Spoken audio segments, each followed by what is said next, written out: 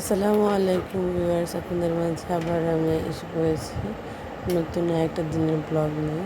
আপনারা দেখতে পাচ্ছেন যেখানে আমি প্রথমে ভাত বসিয়ে নিয়েছি এবং অন্যটা চুলায় তাকে বসানোর জন্য প্রস্তুতি নিচ্ছি। প্রথমে তেল দিলাম, তেলটা গরম হয়ে আসলে আমি পেঁয়াজ দিয়ে দিচ্ছি। তেলটা একটু নরম হয়ে গেলে তখন দিয়ে দেব লবণ এবং আদা রসুন। আজকে আমি যেটাকে রান্না করে সেটা হচ্ছে মুরগির অংশ বিশেষ দিয়ে মুগ ডাল। এই তরকারিটা আমার ঘরে খুব পছন্দ, সবাই পছন্দ নিয়ে সবাই খায়। বেশ কয়েকদিন যাবৎ কয়েকদিন খাওয়া হয়ে গেছে, কিন্তু অংশ বিশেষগুলো জমা হয়ে গেছে তাই যেটা দেখতে পাচ্ছি। এখানে আমি আদা রসুন দিচ্ছি, এখানে 1 চামচ আদা রসুনের পেস্ট। আপনারা এখানে দেখতে পাচ্ছেন গ্যাসটা একদম কম, জাস্ট মিনিট থেকে একটু বেশি।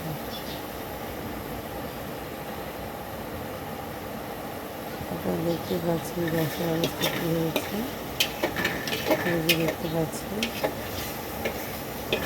আর পরে কিন্তু খুব ছিটিতে এটা আদাটা একটু বেশি করে এটা সুন্দরভাবে একটু হলে কষা কষা হলে তখনের মধ্যে বাকি একটা মশলা অ্যাড করে দিচ্ছি।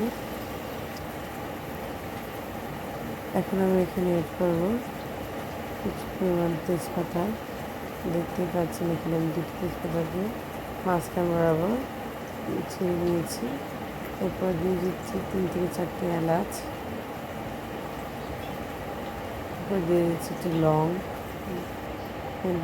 একটু অল্প ভেঙে 2টি করে দিয়েছি এবং 1 চামচ উঁচু করে লবণ। এরপর যে আমি দিয়ে দিচ্ছি হলুদ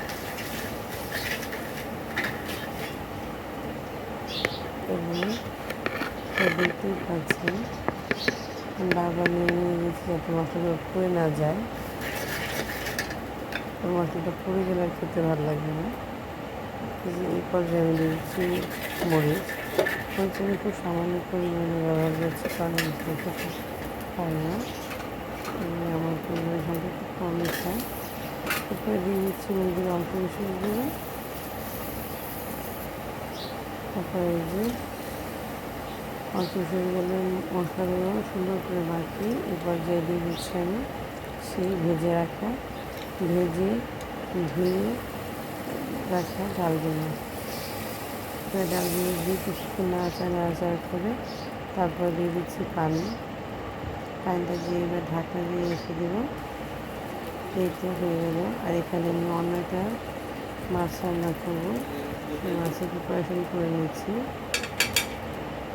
আশা করি আপনাদের কাছে আমার আজকে খুব ভালো লেগেছে। কার কাছে কেমন লাগলো কমেন্ট করে জানাবেন। আসসালামু আলাইকুম এভরিওয়ান।